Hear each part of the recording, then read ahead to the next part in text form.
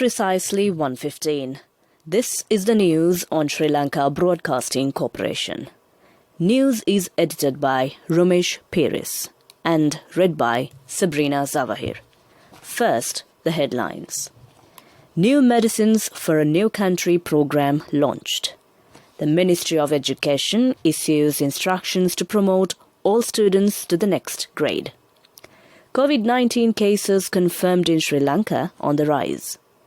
No quarantine curfew or lockdown for the Western Province this weekend. NBRO issues early landslide warnings in 4 districts. Single-use polythene and plastic will be banned soon. And in international news, US President Trump issues 26 new pardons including for Stone, Manafort and Charles Kushner. And in sports, it's cricket. England's tour of Sri Lanka to proceed as planned. Now the local news in detail. The Prime Minister Mahinda Rajapaksa says the program of making the country self-sufficient in all sectors should be implemented in order to have hope for the future. He mentioned this speaking at an event held to mark the opening of a new hormone pills and capsules manufacture plant of the State Pharmaceutical Manufacturing Corporation in Ratmalana. The new drug, fluoxetine 500 milligrams capsules produced locally by the SPMC, was unveiled in the event. The Prime Minister added that the government strongly believes in reducing or halting imports while locally producing everything that can be produced in this country.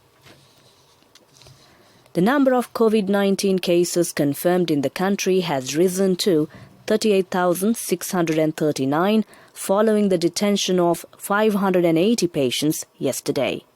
Accordingly, the Minuwangoda Paliyagoda COVID-19 cluster has increased to 34,960. The epidemiology unit of the Ministry of Health said 8,573 persons, including 7 foreign nationals, are currently receiving treatment for coronavirus at 65 facilities across the country. The number of coronavirus recoveries in the country stands at 29,882. Meanwhile, the Department of Government Information said a 71-year-old individual from Kalutara South has become the 184th COVID-19-related fatality in the country. The head of the National Operations Centre for Prevention of COVID-19, Army Commander Lieutenant General Shavindra Silva, said there will be no quarantine curfew imposed in Colombo or in the Western Province during the long Christmas weekend, and travel restrictions outside the province will also not be imposed. Meanwhile, the Army Commander said isolation status on Laksandasevana in Vallampitiya has been lifted with effect from 6 a.m. today, while Abepura Grama Niladari Division and Dinanagar area in Trincomalee were placed under isolation effect from 6 a.m. today.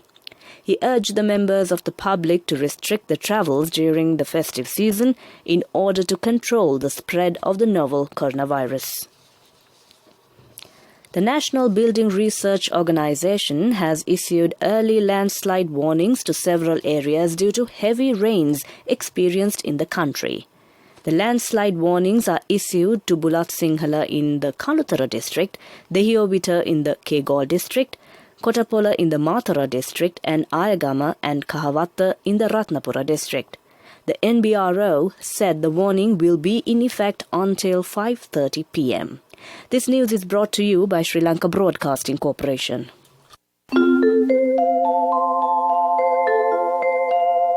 December, a range of unmatched benefits with People's Credit Cards from People's Bank.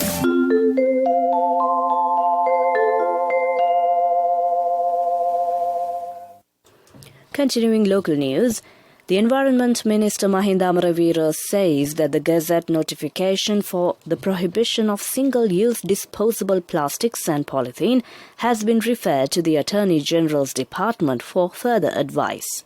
The Minister expressed these views addressing a media briefing held at the Ministry of Environment. The minister added that as a first step, it is proposed to ban 6 types of single-use polythene and plastic products such as disposable sachets, cotton buds and lunch sheets. Minister Amaraveera stated that the Gazette notification banning the use of discarded plastics and polythene waste, which is proposed to be implemented from 2021, has been drafted and submitted to the Attorney General's Department for further instructions. A group of researchers at the University of Kelaniya have invented a biosynthetic device to detect dengue hemorrhagic fever before a person starts to exhibit symptoms. Only a small percentage of the people get a severe bout of dengue. At the early stage, health authorities cannot determine as to whether an individual will get mild dengue fever or dengue hemorrhagic fever. The research team from the Kelaniya University believes that the new equipment invented by them will be able to identify potential dengue hemorrhagic fever cases at an early stage and thereby providing authorities an opportunity to treat patients at hospitals. The government has decided to celebrate the 73rd Independence Day celebrations under the theme A Brighter Tomorrow and a Prosperous Motherland, while adhering to COVID-19 health guidelines. With the inclusion of customary traditional events related to all races in the country, the 73rd Independence Day celebrations will take place on the 4th of February 2021 under the patronage of President Gotabaya Rajapaksa. With that, we end the local news. The main news story follows. December, a range of unmatched benefits with People's Credit Cards from People's Bank. Discounts up to 60% and interest-free installment plans from selected merchants. A mother knows the pain of each member of the family. Siddhalepa, the trusted relief for aches and pains. An effective therapy for relief from cold, sneezing, flu, headaches, swelling due to toothaches, rheumatic, discomforts, and muscular aches and pains. Siddhalepa, the Veda Mahatmya in every home. The main news story is brought to you by Siddhalepa Veda Mahatmya. The Ministry of Education has issued instructions to promote all students to the next grade, although some schools did not conduct classes or exams during the third school term. Schools closed for the third term today, and academic activities will resume for 2021 on the 11th of January. The ministry, issuing a statement, said officials have been directed to promote students to the next grade. Accordingly, officials have been instructed to provide necessary textbooks to students before the end of the year. Meanwhile, principals must ensure that syllabus that was missed during the third term must be covered within the first 2 weeks of 2021. That came to you in our main news story. The main news story was brought to you by Siddhalepa Veda Mahatmya. Brush your teeth twice a day for healthy teeth and gums. Supiriviki and Kakulu, your trusted brands in oral care for many years. Supiriviki Ayurvedic toothpaste for adults. Kakulu Ayurvedic toothpaste for kids. 9 Ayurvedic ingredients of Supiriviki will protect your teeth and strengthen your gums. Supiriviki and Kakulu, products from Siddhalepa. In Watchlight, the Sri Lanka Station Masters Union says the Railways Department has restricted train services following government instructions to restrict travel during the Christmas holiday season. They have announced a train service schedule on December 25th, 26th and 27th. Accordingly, 4 trains will operate on the main line, that's 1 train to Kandy, 2 to Rambukkana and 1 to Pulgahavela, and 2 trains on the Puttalam line only up to Chilau.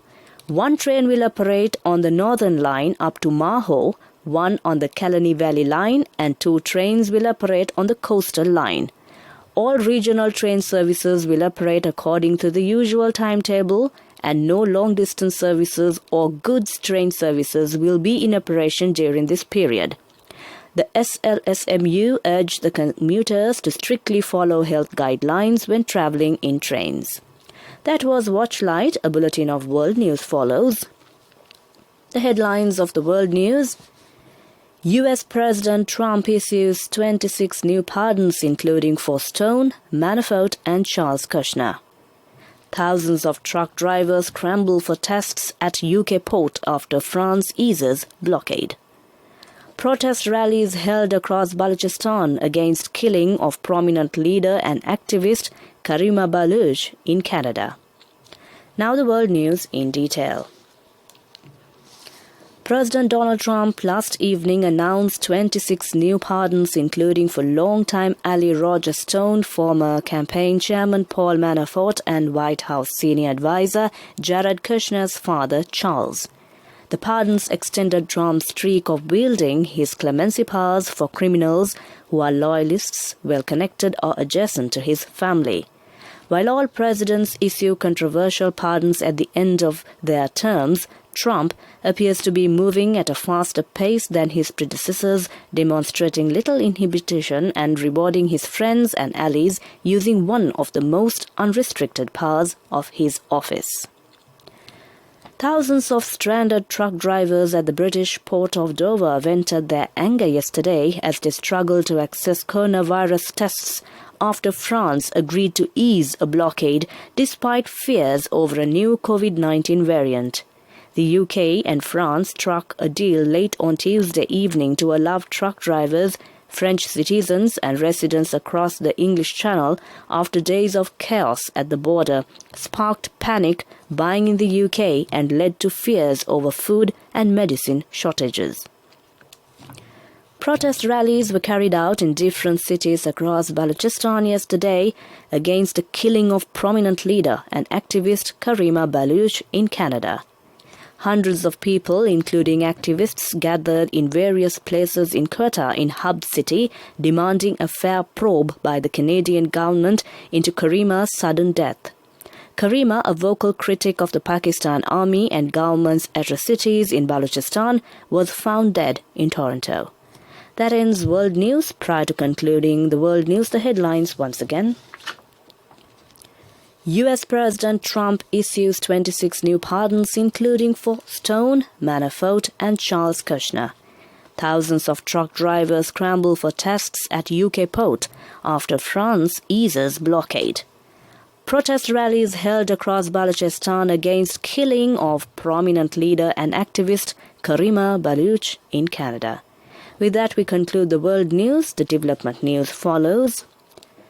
Taking a look at the development news, the State Minister of Prison Management and Prisoners Rehabilitation, Lohan Ratwata, said that the Walikada prison will be shifted to Horana and Urban Development Authorities has provided 250 acres of land for the purpose. He said that the land where the Walikada prison is located is over 46 acres in extent and this prime land will be used for other purposes. That was development news. Sports news follows. Taking a look at the sports news, England's tour of Sri Lanka to proceed as planned. According to the England and Wales Cricket Board, England's tour of Sri Lanka is still scheduled to proceed as planned on January 2nd, in spite of the UK government requiring any person who has been in South Africa in the past fortnight to quarantine immediately due to the discovery of a new mutation of the COVID-19 virus. England's white ball squad returned from South Africa on December 10th, just under a fortnight ago, following the abandonment of the three-match ODI leg of the series due to concerns about the biosecurity of the team hotel in Cape Town. That was sports news. Business news follows. In business news, Dialog Axiata, Sri Lanka's premier converged connectivity provider, announced that it had entered into an agreement to acquire 100% shareholding in H1 Private Limited through Dialog Broadband Network Private Limited, a fully owned subsidiary of Dialog. H1, founded in 2008 as a subsidiary of Hydromoney Group, is the largest reseller of Microsoft Enterprise solutions in Sri Lanka, with an annual turnover of circa 1.6 billion rupees. The transaction is expected to be completed before the end of January 2021 at a purchase consideration of between 300 Sri Lankan rupees to 350 million rupees on a cash-free, debt-free basis. That ends business news. Economic news follows. Economic news, courtesy of... Congratulations on your promotion. When will be our treat, huh? How about today? Oh no, I was just joking. It's fine. I have my LOLC credit card with me. Let's go out today. Introducing LOLC Finance Credit Cards. Fuel the goodness in you. The Cabinet has approved the proposal to sign a new Memorandum of Understanding between Sri Lanka and South Africa on tourism cooperation. The Memorandum of Understanding between Sri Lanka and South Africa on tourism cooperation expired in 2017.